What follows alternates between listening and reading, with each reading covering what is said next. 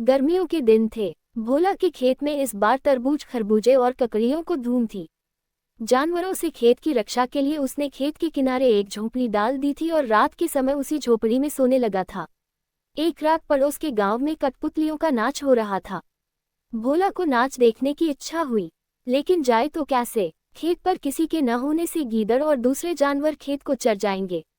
वह सोच ही रहा था कि जटाजूधारी एक बाबाजी उसे झोंपड़ी की तरफ आते दिखाई दिए। देखकर भोला खुशी से उछल पड़ा। बाबा को झोंपड़ी में बिठाकर बोला, महाराज जी, आप इस कुटिया में आराम करें।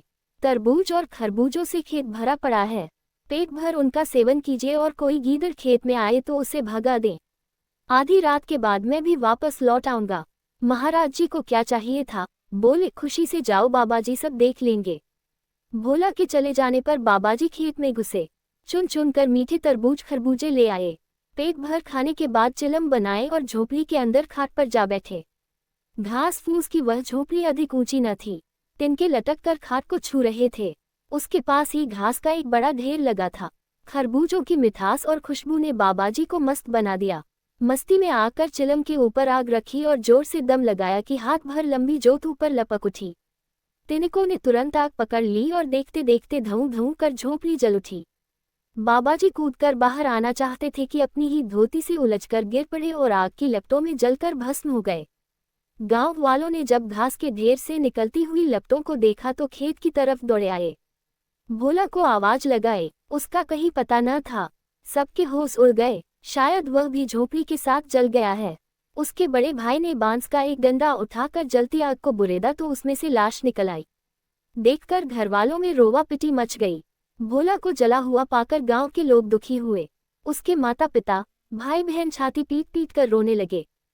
फिर तो भोला का अंतिम संस्कार करने के बाद ही वे घर लौटे। रात के तीसरे पहर भोला जब खेत पर आया तो देखा झोपड़ी राख बनी है, घास का ढेर भी फूक चुका है। उसे बाबाजी पर बड़ा क्रोध आया। कमबख्त, खरबूजे भी खा गया और जाते जाते झोपड़ी में आग भी लगा दी।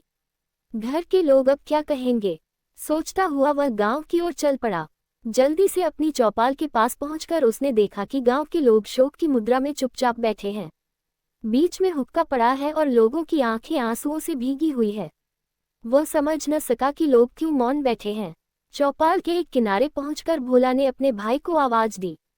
देखते ही लोग चौंक उठे। एक ने चिलम उठाकर उस पर दे मारी। भोला कपड़े झाड़ने लगा। भूत भूत कहते हुए लोग भाला और लाठियां लेकर उसके पीछे दौड़ पड़े। मारो मारो, भूत आ गया। लोगों को अपने पोछे भागते देख भोला तीतर की चाल हो गया। भागकर अपनी जान बचाई। वह समझ न सका कि लोग क्यों उसे खदेड़ रहे हैं। जाकर अपने खेत के पास बैठ गया। सूरज उगने के साथ ही गांव का एक धोबी घाट की तरफ जा रहा था कि खेत के पास भोला नजर आया। उसे देखकर भोला उठकर उसकी ओर चल पड़ा। वह धोबी से पूछना चाहता था कि आखिर बात क्या है, गांव के लोग उससे इतने नाराज क्यों हैं। भोला को अपनी तरफ आते देख धोबी ने अपनी गठरी वहीं डाल दी और भूत भूत कहता हुआ गांव की ओर भागा। भोला सोच में पड़ गया, आखिर बात क्या है, लोगों ने उसे क्यों भूत बना दिया है। तभी उसने देखा कि गांव के लोग भाला, लाठियां और जलती हुई लकड़ियां लेकर धोबी के साथ उस ओर बढ़े आ रहे हैं। देखकर वह अरहर के खेत में घुस गया। कहीं किसी ने भाला फेंक मारा तो मुफ्त में जान गंवानी पड़ेगी। मूर्खों ने जिंदा आदमी को भूत बना दिया है।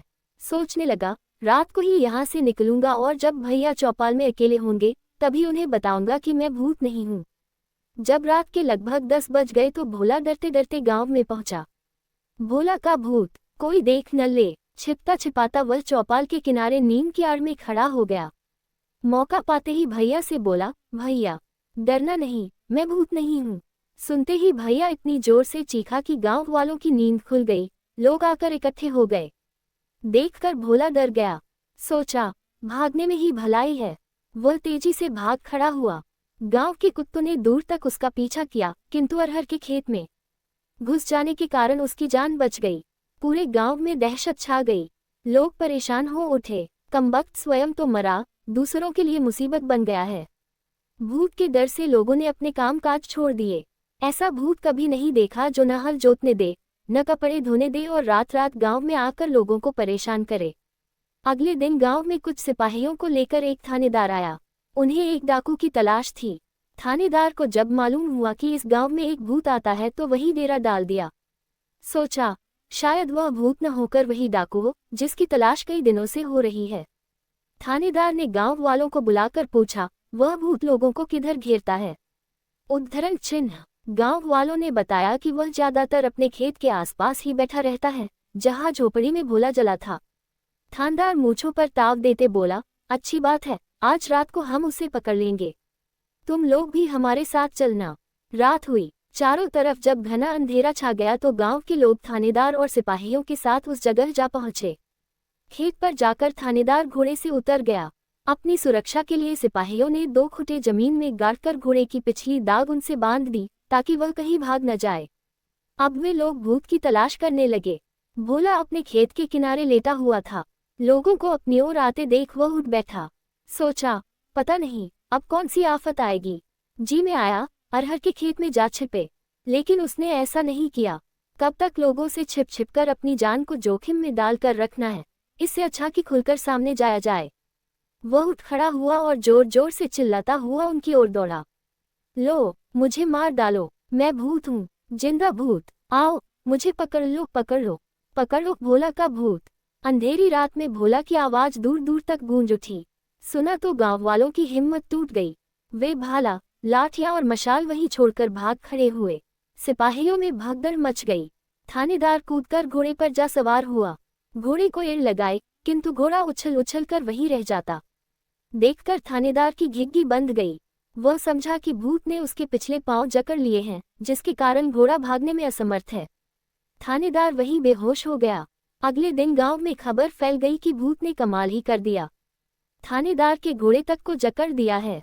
अब उससे छुटकारा पाने का एक ही उपाय है कि उसकी मनौती की जाए। तेरहवीं करने के बाद प्रेत आत्माएं शांत हो जाती हैं। शाम को सारे गांव वालों ने मनौती की। टोकरी भर मिठाइयां खेत में रख आए। भोला उस समय अरहर के खेत में छिपा सुन रहा था। उसका भाई हाथ जोड़कर जोर शोर से कह रहा था, भैया तू चला गया, लेकिन इस गांव के लोगों को माफ कर दे। इन लोगों ने तेरा क्या बिगाड़ा है कि तू इन्हें दुख दे रहा है? 13वीं के दिन हम लोग मिलकर तेरी पूजा करेंगे। तुझे जो चाहिए वह बता दे, लेकिन हमारा पीछा छोड़ दे। भोला इन सब बातों से परेशान हो चुका था। उसने सोचा क्यों न 13वीं के दिन में भी वहां पहुंच जाऊं, जाकर देखूंगा कि कौन कौन 13वीं में आया है। जो मेहमान उस दिन नहीं आएगा उसी के घर जाकर अपनी विपद सुनाऊंगा, उसे बताऊंगा कि मैं भोला हूँ, मैं मरा नहीं हूँ। मेरी जगह एक बाबाजी उस झोपड़ी में जल गए। 13वीं के पहले आधी रात के बाद भोला चौपाल के घने नीम पर जा चढ़ा। उसी नीम की छात्र में मृतक के क्रियाकर्म के बाद मेहमानों को भोजन कराया जाने लगा। तरह तरह के पकवान परोसे जाने लगे। देखकर भोला के मुंह में पानी भर आया, लेकिन वह पेट पकड़कर चुपचाप बैठा रहा। उसने देखा सभी लोग दावत उड़ाने आए हैं, केवल उसकी छोटी लड़की के ससुर नहीं हैं।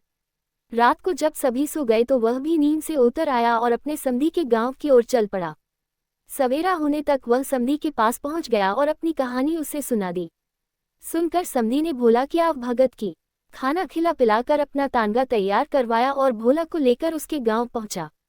उसके माता पिता और गांव वालों ने समधी के साथ जब भोला को देखा तो चकित रह गए।